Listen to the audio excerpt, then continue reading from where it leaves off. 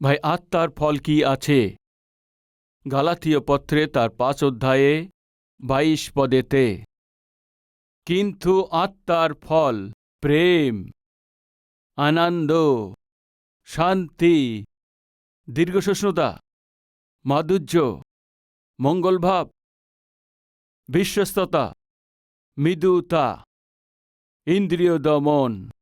ভাই ঈশ্বর যার মধ্যে আছেন ও ব্যক্তি প্রেমের মধ্যেই চলেন, ও ব্যক্তি আনন্দেতেও চলেন। জগৎ যে আনন্দ দেয় সেটা আলাদা আছে, ঈশ্বর যে দেয় সেটা আলাদা আছেন। জগতের লোকরা ভেবে থাকে অনেকভাবে ধন সম্পত্তি থাকলেই আনন্দেই থাকতে পারবে। এই জগতে অনেক কোটিপতি আনন্দেতে নেই। সুন্দরতা থাকলেই আনন্দের সঙ্গে থাকতে পারবে। এই জগতে অনেক সুন্দর সেলিব্রিটিস, তাদের মধ্যে আনন্দ না থাকায় আত্মহত্যা করেছেন।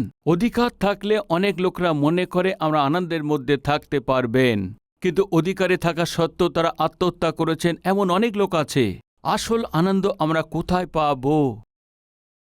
একদিন এক দাদু মশাই সমুদ্রের ধারেতে বসে নিজের নাতির সঙ্গে খেলা করছিলেন। ওই দাদু তার নিজের নাতির সঙ্গে ভালো করে খেলা করছেন। ওই সমুদ্রের ধারেতে এক ধনী ব্যক্তি মর্নিং ওয়াকের জন্য গিয়েছেন। ওয়াকিংয়ের জন্য গিয়ে দৌড়াচ্ছে, এইভাবে তখন ওয়াকিং করছেন। ওই দাদু যে নাতির সঙ্গে খেলা করছিলেন, ওই দাদু তা দেখেছেন। এই ধনবান ব্যক্তি ওখান থেকে যাওয়ার সময় জিজ্ঞেস করলেন, দাদু মশাই আপনি কি করেন? এভাবে জিজ্ঞেস করলেন। উনি বললেন, আমি মাছ ধরি। মাছ ধরতেন? হ্যাঁ, আমি মাছ ধরতাম, এইটাই আমার ব্যবসা আছে। আপনি মাছ ধরার লোক আছেন, মাছ না ধরে আপনি আপনার নাতির সঙ্গে কেন খেলা করছেন দাদু? একটু সময় মাছ ধরেছিলাম। একটু সময় মাছ ধরলে কি হবে দাদু মশাই? অনেক সময় ধরে মাছ ধরতে হবে। অনেক সময় ধরে মাছ ধরলে, দাদু জিজ্ঞেস করলেন, তাহলে কি হবে? অনেক মাছ ধরতে পারবেন। অনেক মাছ ধরলে তাহলে কি হবে? অধিক পয়সা পাবেন। অধিক পয়সা উপার্জন করে আমি কি করব? বড় জাল কিনতে পারবেন।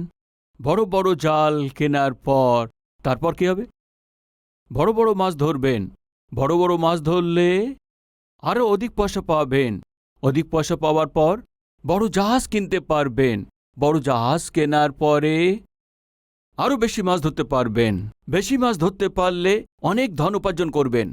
অনেক ধন উপার্জন করলে আমি কি করতে পারি? তখন শান্তির সঙ্গে আপনার নাতির সঙ্গে খেলা করতে পারবেন। তখন ওই দাদু ওই ধনবান ব্যক্তিকে দেখে, তবে এখন আমি কি করছি? এখন আমি কি করছি? আমার নিজের নাতির সঙ্গে খেলাই তো করছি। নাতির সঙ্গে খুশিতে খেলা করতে হবে। এই ইচ্ছে থাকতেই ধনবান হবার প্রয়োজন তা নেই। গুণবান ব্যক্তি হলেই যথেষ্ট। কি বুঝতে পারছেন? অনেক লোক মনে করেন অনেক ধন প্রয়োজন, অনেক ধনবান হতে হবে, ঐশ্বর্য জয় করতে হবে, অনেক নাম পেতে হবে, উঁচু অবস্থাতে পৌঁছাতে হবে। কিসের জন্য? খুশিতে থাকার জন্য। সঠিক কি? ওই দাদুমশাই বললেন, আমি নাতির সঙ্গে খুশিতে থাকতে হয় তো আমাকে ধনী হওয়ার প্রয়োজন তা নেই। একটা কথা জিজ্ঞেস করছি, আপনার বলুন, আজকে আপনাকে কত পয়সা দিলে খুশি থাকবেন?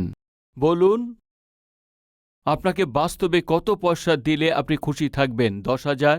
থাকতে দেন ব্রাদার। 10,000 দিয়ে কি হবে? 1 লাখ দিলে 1 লাখ দিলে কি করব ব্রাদার? তবে 10 লাখ দিলে 10 লাখ দিয়ে কি হবে? হাদাবাদে ঘর নিতে পারবো কি? 1 কোটি দিলে, 1 কোটি দিলে তো আমার ব্যবসাও চলবে না। তবে তোমার কত প্রয়োজন আছে? অনেক ধন প্রয়োজন। প্রিয় ভাই ও বোন, আমি সত্যি বলবো কি, মানুষকে যদি খুশি থাকতে হয় তো এই ধন আর এই পয়সা দিয়ে সম্ভব নয়। কেবল আপনার গুণের দ্বারাই মানুষকেই আনন্দিত থাকতে পারেন। আবার বলছি, মনে করুন আপনার সাঁতার কাটার জন্য তাহলে কতখানি জলের প্রয়োজন আছে? আপনাকে কেবল 6 থেকে 7 ফুট গভীর জল হলেই যথেষ্ট। আপনি আরাম করে সাঁতার কাটতে পারবেন, ঠিক আছে? না তো, আমার তো সাঁতার কাটার জন্য 50 ফুট দরকার। কি করবেন? 5 ফুট থেকে 6 থেকে 7 ফুট গভীর জল থাকলে যথেষ্ট, সাঁতার কাটতে পারবেন। বেঁচে থাকতে হয়তো বাইবেল বলে এটি ঘর থাকলেই যথেষ্ট, খাবার থাকলেই যথেষ্ট, পড়ার জন্য বস্ত্র থাকলেই যথেষ্ট। এই জগতে আপনি যতই পরিশ্রম করুন, যত কিছু উপার্জন করুন, মৃত্যুর পরে কোনো কিছু সঙ্গে নিয়ে যাবার সুযোগ একদমই নেই। যখন আপনি কিছুই নিয়ে যেতে পারবেন না, তাহলে কেন এত চিন্তিত হচ্ছেন? জীবনের এই 4 দিন আপনার কাছে যা আছে, সন্তুষ্টের সঙ্গে থাকা, এই জীবনে সফলতা আছে। বাইবেলেতে কিছু অদ্ভুত বিষয় আছে। যদি আমরা আনন্দের সঙ্গে থাকতে হয় তো বাইবেল এইভাবে বলেছেন। কিছু বিষয় নিয়ে আপনাদেরকে বলতে চাই, মন দিয়ে শুনুন, আমি চাইছি। গীতসংহিতা 97 তার 11 পদে দীপ্তি বপন করা গিয়েছে ধার্মিকের জন্য আর সরল চিত্তদের জন্য আনন্দ। মানে এর অর্থ আছে যে সরল চিত্তে জীবনযাপন করে সে আনন্দের সঙ্গে জীবনযাপন করে। বাইবেল বলে ধার্মিক ব্যক্তি সিংহের মতো সাহসী থাকেন, দুষ্টের পিছনে না নিলেও তবু সে পালিয়ে যায়। সরল সিধা ব্যক্তি আনন্দের সঙ্গে থাকেন, আর ধার্মিক ব্যক্তি সাহসী হন। আজকে মানুষের কি প্রয়োজন আছে? আনন্দ। দ্বিতীয়, সাহসী। সাহসী কিসের প্রয়োজন আছে? কাউকে ভয় পাবে না, তাহলে আপনার কি প্রয়োজন? সাহসের প্রয়োজন। সাহসের প্রয়োজন তো ধার্মিকতার জীবন দরকার। আপনি সাহসী হয়ে থাকতে চান, তাহলে ধার্মিকতায় জীবনযাপন করুন। আনন্দে জীবনযাপন করতে চান, তাহলে সরলচিত্ত হয়ে চলুন। ভাই, 2 জন বন্ধু ছিল। এই 2 জনে মিলে একসঙ্গে স্কুলে যাতায়াত করতেন। এর মধ্যে একজন আত্মিক ছিলেন। তার বন্ধুকে বলতো, চলো আমার সঙ্গে সানডে স্কুলে চলো। এভাবে বলতেই ওই বন্ধু ওকে বলতো, তুমি আমার সঙ্গে এসো, বন্ধুদের সাথে আমরা ঘুরে বেড়াবো। ভাই, ঘুরে বেড়ালে কি লাভ হবে? ঈশ্বরের কাছে গেলে অনেক আশীর্বাদ আছে। চলো আমার সঙ্গে সানডে স্কুলে চলো বললেও সে যেত না। আর এদিকেও সিগারেট পান করতেন, বন্ধুদের সঙ্গে ঘুরতেন, নিজের ইচ্ছা মতো চলতেন। আর ওর যে সেই বন্ধু আছে, সে আত্মিকতায় জীবনযাপন করতেন, পবিত্র জীবনযাপন করতেন, সিদ্ধতায় চলতেন। এই স্কুল না গিয়ে স্কুলের সময় তার নিজের বন্ধুদের সঙ্গে ঘুরে বেড়াতেন। আর এদিকে নিজের আত্মিকতাকে বৃদ্ধি করতেন এবং পড়াশুনো করতেন। আর চার্চে যেতেন, অনেক আনন্দের সঙ্গে চলতেন। অনেকবার এই বন্ধু তাকে জিজ্ঞেস করছে, ভাই তুমি নষ্ট হয়ে যাচ্ছ, চুপ করো, তুমি সবসময় নষ্ট হবার কথা বলো। যৌবন আইসক্রিমের সমান আছে, কি করতে হবে? ওটা গলে যাবার আগেই এনজয় করতে হবে। তুমি কি জানো ভাই, সিগারেট পান করলে যে আনন্দ পাওয়া যায়? তুমি কি জানো মন্দ সিনেমা দেখলে যে আনন্দ পাওয়া যায়? তুমি কি জানো বন্ধুদের সঙ্গে ঘুরে বেড়ালে যে আনন্দ পাওয়া যায়? আজ আমাদের মধ্যে কেউ আছেন কি বন্ধুদের সঙ্গে ঘুরলে আনন্দ পায়, ক্লাবে পবে গেলে আনন্দ পাওয়া যায়, শরীর অপবিত্র করলে আনন্দ পাওয়া যায়, যৌবনের অভিলাষে অধীন হয়ে রাত দিন ঘুরে বেড়ালে আনন্দ পাওয়া যায়? বাইবেল বলে কেবল অল্পক্ষণের জন্য পাপের ভোগ আছে, কেবল একটু সময়ের জন্য থাকারই আনন্দ আছে, খুশি আছে। ওই একটু সময় যা আনন্দ থাকে আপনাকে কি করতে পারে জানেন কি? নরকের দিকে টেনে নিয়ে যায়, এটা ভুলবেন না। আমি বললাম না 2 জন বন্ধু আছে, এদের মধ্যে একজন অনেক খুশির সাথে ভালো করে পড়াশুনো করছেন, আনন্দের সঙ্গে পিতামাতার জন্য গর্বের কারণ হয়েছেন। আর দ্বিতীয়, নিজের ইচ্ছামতো জীবনযাপন করে সে পাপের জন্য স্থান দিয়ে মন্দ অবস্থায় ঘুরে সে নষ্ট হয়ে গেছে। ঠিক আছে, তা শেষে এই যে আত্মিক ছিলেন, আনন্দের সঙ্গে জীবনযাপন করছিলেন, ব্যবহারযোগ্য হয়েছেন, বড় হয়েছেন, একদিন নিজের জীবনকেই সম্পূর্ণভাবে ঈশ্বরের কাছে সেবার জন্য সমর্পণ করেছেন। ফলস্বরূপ এক বড় প্রচারক হয়ে গেছেন, অনেক বড় সেবক হয়ে গেছেন, অনেক লোকদেরকে তিনি প্রভাবিত করতে পারছেন, এমন প্রচারক হয়েছেন। এই প্রচারকের একটি আশা ছিল, যখনই আমি কোনো শহরে প্রচার করতে যাব, ওই শহরে জেলখানাতে গিয়ে ওখানকার কয়েদিদের সঙ্গে ঈশ্বরের এই প্রেমকে বলতে চাই।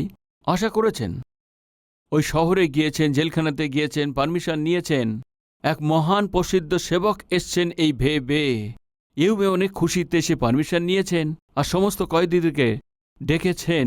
আর কয়েদিদের মধ্যে এক কয়েদি ছিল যে সবচেয়ে সিনিয়র ছিল, ওকে ডেকে এনে বলছে আমাদের মধ্যে একটি প্রচারক আসছেন, ওনাদের সঙ্গে বাকি কয়েদির সঙ্গে পরিচয় করিয়ে দেবে তুমি। এই বলার পর ওই মহান প্রচারক ও কোথায় জন্ম নিয়েছেন, কোথায় বড় হয়েছেন, এই সমস্ত কাহিনী তাকে লিখে দিয়েছেন এবং তাকে পড়তে বলেছেন। তখন পরিচয় করানোর সময় তিনি একটি কথা বললেন। এক সময় দুটি বন্ধু একসঙ্গে ছিলেন,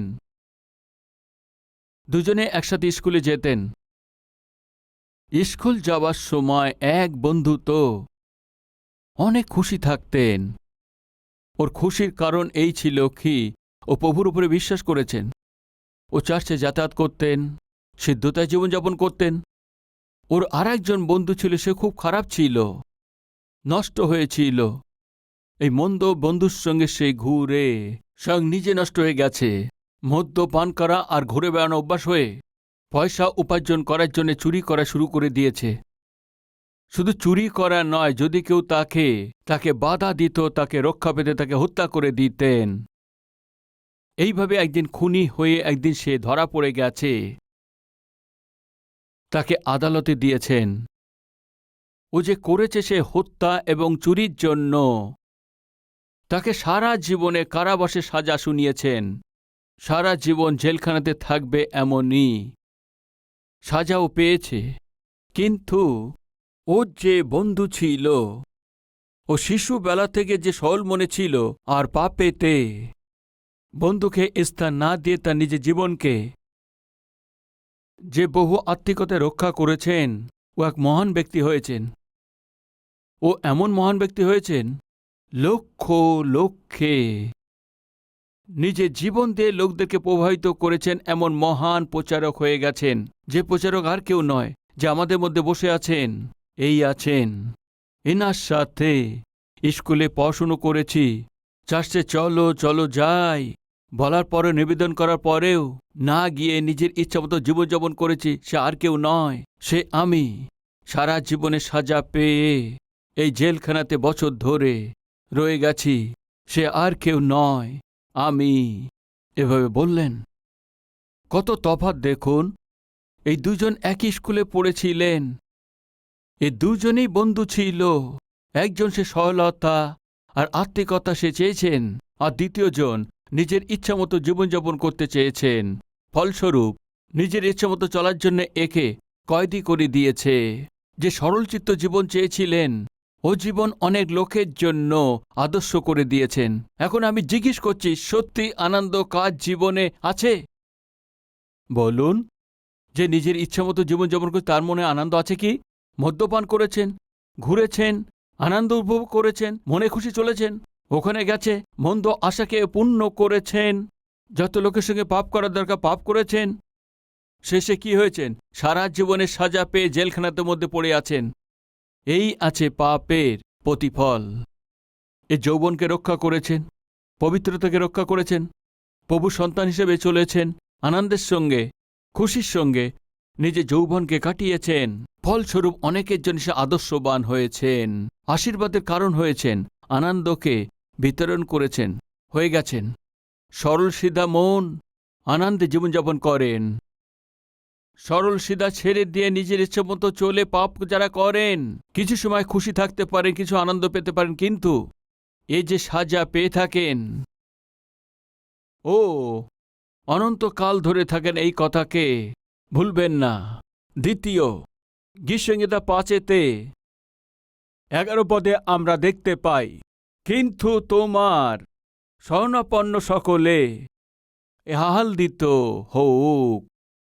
যে তারপরে শরণাপন্ন, হ্যাঁ, আনন্দ করবেন। প্রিয় ভাই ও বোন, যারা ঈশ্বরের উপরে ভরসা করে এবং তার উপস্থিতিতে আসেন, তার উপরে নির্ভয় থাকেন, সে আনন্দের সঙ্গে চলবেন। বাইবেলে একটা ঘটনা আছে, কি আছে জানেন কি? বাবিল প্রদেশে রাজত্ব করেন রাজা নবুকদনেছর একটি স্বপ্ন দেখেছিলেন। স্বপ্ন দেখেছেন আর স্বপ্ন ভুলে গিয়েছিলেন। ওনার রাজ্যেতে যারা থাকেন সমস্ত জ্ঞানী লোকদেরকে উনি ডেকেছেন যেন তার স্বপ্নের অর্থ বলতে পারেন। ওদেরকে বললেন, তোমরা সবাই এসে আমার এই স্বপ্নের অর্থ বলে দাও। বললেন। বলার পরে বললেন, রাজা, আপনার স্বপ্নের অর্থ আমরা বলে দিতে পারবো, কিন্তু স্বপ্ন কি আছে তা বলুন। তখন রাজা কি বলেছেন জানেন কি? আমি স্বপ্ন ভুলে গেছি। কি আছে? স্বপ্ন ভুলে গেছেন। রাজা, আপনি যদি স্বপ্ন ভুলে যান কিভাবে আমরা অর্থ বলতে পারবো? এই অকারণে কথা তোমরা বলো না। সকাল থেকে শুরু করে সন্ধ্যা পর্যন্ত তোমাদেরকে দেখভাল করছি, তুমি কি করবে তা আমি জানি না।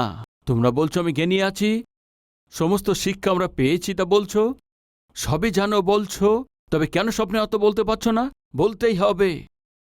এরা এসে বলছে, রাজা আপনি যা বলছেন এর কোনো অর্থ নেই। আপনি স্বপ্ন ভুলে গেছেন, আবার স্বপ্নের অর্থ বলতে বলছেন। আপনি স্বপ্ন বলুন, তার অর্থ আমরা বলবো। রাজা তখন কি বলছে জানেন কি? আমি স্বপ্ন ভুলে গেছি বলে তোমরা স্বপ্নের কথা বলতে বলছো? শোনো, তোমাদেরকে আমি সময় দিচ্ছি, এই সময়ের মধ্যে যদি স্বপ্নের অর্থ বলতে পারো ঠিক আছে, তবে তো তোমাদের সবাইকে মেরে ফেলবো। এইভাবে আজ্ঞা দিয়ে দিয়েছে ভাই ওই কঠিন রাজা। তারপর কি হয়েছে জানেন কি? ওই মৃত্যুর আজ্ঞা দানিয়েলের উপরেও চলে এসছে। ওদেরকে মারার জন্যে রাজা যাদের পাঠিয়েছেন তারা বেরিয়ে পড়েছেন। যারা তার নিজেকে জ্ঞানী বলছে তাদেরকে মেরে ফেলো, এরা আমার স্বপ্নের কথা বলতে পারেনি। বলার পরে এরা পালিয়ে গিয়ে দানিয়েলের কাছে এসছেন। 1 মিনিট দাঁড়াও, রাজা কেন মারতে চাইছেন? রাজা একটা স্বপ্ন দেখেছেন। হ্যাঁ, দেখার পরে তার অর্থ বলতে বললেন। তা কি হয়েছে? কেউ বলতে পারেননি। রাজা কি স্বপ্ন বলেছেন? ও স্বপ্ন ভুলে গেছেন। স্বপ্ন ভুলে গেছে, তার অর্থ বলতে বলছেন। যদি তোমরা জ্ঞানী হও, বুদ্ধিমান হও, সে স্বপ্নও বলতে হবে, তার অর্থও বলতে হবে। তোমাদের মধ্যে কেউ বলতে পারেনি, এই জন্যে মেরে ফেলতে বলেছেন, মেরে ফেলবেন। দানিয়েল 1 মিনিট দাঁড়াও, রাজার সঙ্গে দেখা করার জন্য পারমিশন দেবেন? কেন, কিসের জন্য? একটু সময় দিলে রাজা যে ভুলে গেছে সেই স্বপ্ন, তার অর্থ আমি বলে দেব। সত্যি বলছো? নিশ্চয়ই, চলো তোমাকে নিয়ে যাব।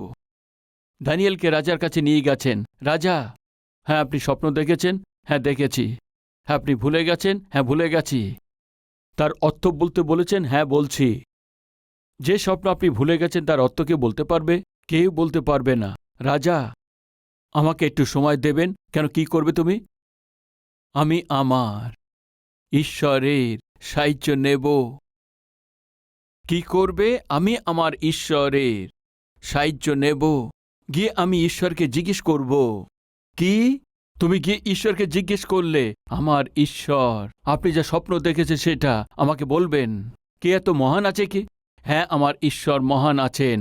তোমার বলা অনুসারে আমি তোমাকে সময় দেব। যাও। দানিয়েলের পুস্তক 2য় অধ্যায় 16 পদ থেকে। তখন দানিয়েল রাজার নিকটে গিয়া এই প্রার্থনা করিলেন, আমার জন্য সময় নিরূপণ করিতে আজ্ঞা হোক, যেন আমি মহারাজাকে স্বপ্নটির তাৎপর্য জ্ঞাত করিতে পারি। পরে দানিয়েল গৃহে গিয়া আপনার সহচর হানানীয়, মিশায়েল ও অশরীয়কে এই কথা জ্ঞাত করিলেন, যেন তারা এই নিকটতত্ত্ব বিষয় সম্বন্ধে স্বর্গের ঈশ্বরের কাছে করুণা প্রার্থনা করেন। দানিয়েল ও তার সহচরগণ যেন বাবিলের অন্য বিতান লোকদের সঙ্গে বিনষ্ট না হন। দানিয়েলের সঙ্গে যেন সেই বিধানদেরকে নষ্ট করা না হয়। শূদ্রক, মৈশক, আবেদনগো, আমরা মরতে চলেছি, আমাদেরকে মেরে ফেলবেন। এ কি আছে ভাই? কেন এমন? রাজা স্বপ্ন দেখেছেন, স্বপ্ন বলতে বলেছেন, অর্থ বলতে বলছেন। না বলতে বলে মেরে ফেলবেন, অর্ডার দিয়ে দিয়েছেন, আসছে।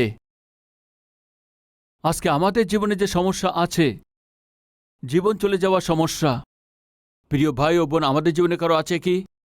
আজকে আমার যে সমস্যা আছে, জীবন চলে যাওয়া সমস্যা আছে, আমার পরিবারকে নষ্ট করে দেবে, আমার চাকরি চলে যাবে, আমার ব্যবসা নষ্ট হতে চলেছেন।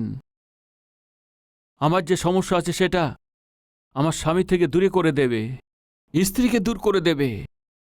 আমার যে সমস্যা, আমার সে মেয়ের পরিবারকে নষ্ট করে দেবে। আমার যে সমস্যা আছে, আমার জীবনকে যে নষ্ট করে দেবে। আমার যে সমস্যা আছে, এত বড় সমস্যা আছে, কেউ এটা দূর করতে পারবে না, এমন সমস্যা আছে। কেউ আমাদের মধ্যে এমন কেউ আছেন কি বাইবেল বলে যারা ঈশ্বরের উপরে ভরসা করে এরা আনন্দকে লাভ করেন। সমস্যা যে অসম্ভব আছে, সম্ভবকারী ঈশ্বর যখন আমাদের সঙ্গে আছে, যখন দানিয়েল ভরসা করেছেন, ও কি করেছেন জানেন কি? ওর বন্ধুর সঙ্গে বলেছেন, ও যে বলছেন সমস্যা যদি দূর করতে হয় তাহলে একমাত্র রাস্তা আছে, আমাদের ঈশ্বরের উপরে নির্ভর করতে হবে। প্রিয় ভাই ও বোন, আজকে আমাদের জীবনে অনেক ধরনের সমস্যা আছে। ছোট সমস্যা থাকতে পারে, বড় সমস্যা থাকতে পারে, অসম্ভব দেখা যাচ্ছে এমন সমস্যা থাকতে পারে। ও দূরে যাচ্ছে না, আমাদের ছেড়ে যাচ্ছেও না, কোনো সমাধান পাচ্ছেন না, যার জন্য আজকে আপনি শান্তিবিহীন জীবনযাপন করছেন। আপনার জীবনে সমস্যার সমাধান কি আছে? সব চেষ্টা আপনি করে নিয়েছেন, সবার কাছে আপনি গেছেন, সবার উপদেশ নিয়েছেন, অনেক জায়গাতে গেছেন, অনেক কিছু করেছেন, তবুও সমস্যার সমাধান হয়নি। তারপরে আপনি কি করলে সমস্যার সমাধান পাবেন? বাইবেল বলছে সদাপ্রভুর উপর নির্ভর করলে ওই ঈশ্বর আপনাকে আনন্দ দেবেন। দানিয়েল, শূদ্রক, মৈশক, আবেদনগো কি করেছে জানেন? যখন ওদের জীবনে ঝুঁকি এসছে, যখন ওদের জীবন চলে যাচ্ছে, ওরা ঈশ্বরের উপরে নির্ভর করেছেন। ওই দিন দানিয়েল কি বলেছেন জানেন কি? আমাদের জীবনে ঝুঁকি এসছে, আমরা মৃত্যুর পথে আছি, আমাদেরকে রক্ষা করার জন্যে কেবল ঈশ্বরই আছেন। এই জন্য আমি ওই ঈশ্বরের কাছে প্রার্থনা করব। ওই দিন দানিয়েলের পরিস্থিতি কি ছিল জানেন কি? কাল পরশু মেরে ফেলবেন, জীবন চলে যাবে। ও কি করেছে জানেন কি? ঈশ্বরের উপরে নির্ভর করেছেন। তারপরে কি হয়েছে পড়বেন আসুন 19 পদেতে। তখন রাত্রিকালীন দর্শনে দানিয়েলের কাছে ওই নিগরের বিষয় প্রকাশিত হইল। তখন দানিয়েল স্বর্গের ঈশ্বরকে ধন্যবাদ করিলেন। আপনাদের মধ্যে কেউ যদি আনন্দিত থাকেন তাহলে ও ঈশ্বরকে ধন্যবাদ দেবেন। এখন দানিয়েল কি করছেন? আনন্দে পরিপূর্ণ হয়ে গেছেন। কিসের জন্য আনন্দ? যখন ও বিপদের মধ্যে ছিল, ও চিন্তা করেনি, ও জানু পেতেছেন, প্রার্থনা করেছেন, ঈশ্বরের উপর নির্ভর করেছেন, এই জন্য স্বপ্ন বলেছেন, তার অর্থও বলতে পেরেছেন। সব দেশে এটা কারোর দ্বারায় সম্ভব হয়নি, কেবল দানিয়েলের দ্বারায় সম্ভব হয়েছিল। ফলস্বরূপ দানিয়েল অনেকভাবে উঁচু করা হয়েছিল। তারপর কি হয়েছে পড়বেন আসুন 47 পদ থেকে। রাজা দানিয়েলকে কহিলেন, সত্যিই তোমাদের ঈশ্বর দেবগণের ঈশ্বর, রাজাদের প্রভু ও নিগতত্ব প্রকাশ, কেননা তুমি এই নিগতত্বের বিষয় প্রকাশ করিতে সমর্থ হইয়াছ। তখন রাজা দানিয়েলকে মহান করিলেন, তাহাকে অনেক বহুমূল্য উপহার দিলেন এবং তাহাকে বাবিলের সমস্ত প্রদেশের কর্তা ও বাবিলস্থ সমুদয় বিদ্বান লোকদের প্রধান অধিপতি করিয়া নিযুক্ত করিলেন। সমুদয় বিদ্বান লোকদের প্রধান অধিপতি করিয়া নিযুক্ত করিলেন। পরীক্ষাতে কি করেছেন? দানিয়েল উত্তম স্থানে পৌঁছাতে থাকেন, সহায়ক হলেন। ভাই, আপনার জীবনে কষ্ট এসছে কি? দুঃখ যন্ত্রণা আছে কি? যন্ত্রণা সমস্যা আছে কি? শুনুন, ওটা দেখে আপনি ভয় না করে, ওটা দেখে আপনি নিরাশা না হয়ে, ওইটা নিয়ে এসে ঈশ্বরের চরণে আপনি সমর্পণ করেন। তো আজকে যে আপনার জীবনে দুঃখ, সংকট, বিপদের মধ্যে দেখা যাচ্ছে, ওইটা ঈশ্বর আপনাকে আশীর্বাদের জন্য পরিবর্তন করবেন। দানিয়েলকে মৃত্যুর মধ্যে ছিল, কিন্তু কি করেছে জানেন কি? সেই দেশের উপরেই শাসন করার জায়গাতে এমন অবস্থায় নিয়ে গেছেন। কারণ জানেন ভাই, ওই ঈশ্বরের উপরে নির্ভর করেছেন। আজ যখন প্রার্থনা করেছে বন্ধুদের কি হয়েছে, এরাও আশীর্বাদ পাবে, কেননা প্রার্থনা যারা করছে তারা আশীর্বাদ পাবে। ইয়েস, 49 পদে। পরে দানিয়েল রাজার নিকটে নিবেদন করিলে রাজা শূদ্রক, মৈশক ও আবেদনগোকে বাবিল প্রদেশের রাজকার্যে নিযুক্ত করিলেন। কিন্তু দানিয়েল রাজদ্বারে থাকিতেন। শূদ্রক, মৈশক, আবেদনগো বাবিলন দেশে সমস্ত জায়গায় উপরে থে নিযুক্ত করেছেন। প্রার্থনা করা এই লোকদেরকে ঈশ্বর উঁচু করে ধরেন। যারা তার উপরে নির্ভর করে, ঈশ্বর তাদেরকে আশীর্বাদ দেন। এই পৃথিবীতে আপনি আনন্দের সঙ্গে থাকতে আশা করছেন কি? সবচেয়ে প্রথম পবিত্র জীবনযাপন করুন। দ্বিতীয়, প্রভুর উপরে নির্ভর করুন। ফলস্বরূপ আপনি আপনার জীবনে আনন্দকে শান্তিকে দেখতে পাবেন। আজ আমাদের মধ্যে কেউ আছেন কি আমি কেবল প্রভুর উপরে নির্ভর করব, আমি পবিত্র জীবনযাপন করব? যারা বলছেন আমার সাথে মিলে প্রার্থনা করবেন।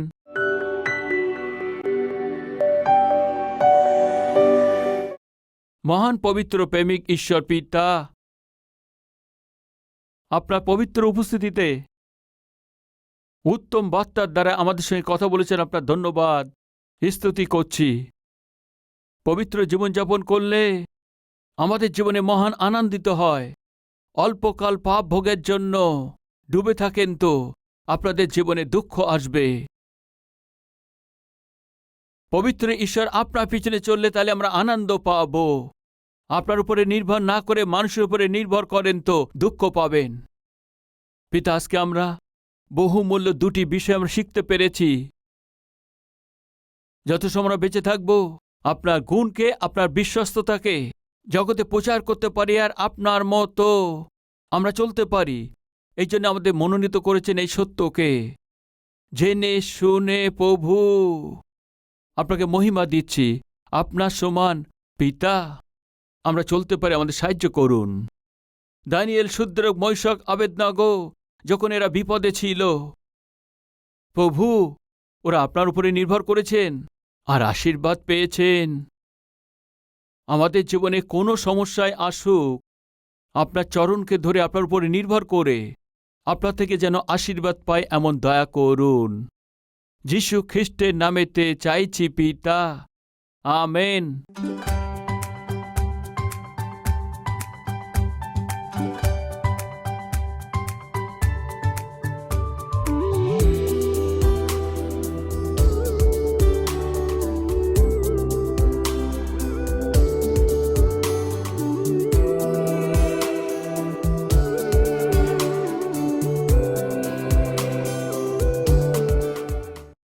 আমাদের ঠিকানা কালভেরি, পোস্টবক্স নম্বর 30, কুকুটপল্লী, হায়দ্রাবাদ 72, তেলেঙ্গানা।